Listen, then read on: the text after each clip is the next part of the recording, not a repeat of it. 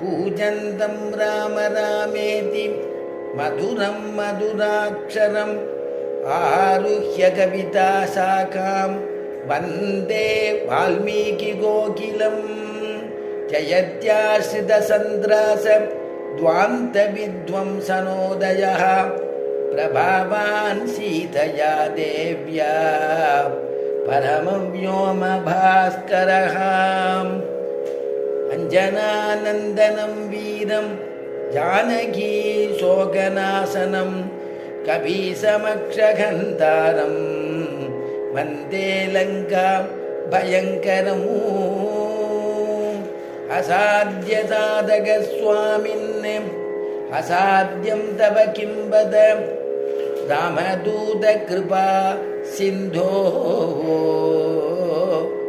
रामदूत कृपा सिन्धो मत्कार्यं साधय प्रभो. ஸ்ரீமத் ராமாயணத்தில் ராமாயணமே ஒரு சரணாகதி சாஸ்திரம் அப்படின்னு நாம் அனுபவிச்சுட்டு இருக்கோம்.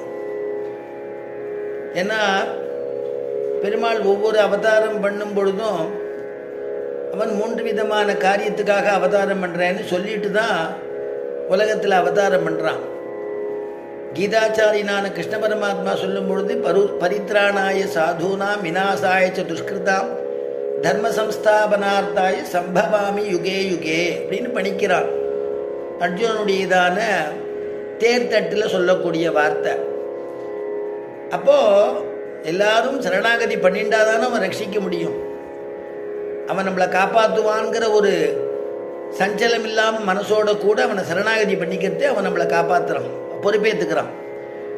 அவதாரங்கள்லாம் பார்த்தேன்னா ராம அவதாரமோ கிருஷ்ணாவதாரமோ யார் யார் பெருமாளிடத்தில் சரணாகதி பண்ணிக்கிறாளோ அவள்லாம் ரட்சிக்கிறான். பெருமாள் கருணையை பொழிகிறான்.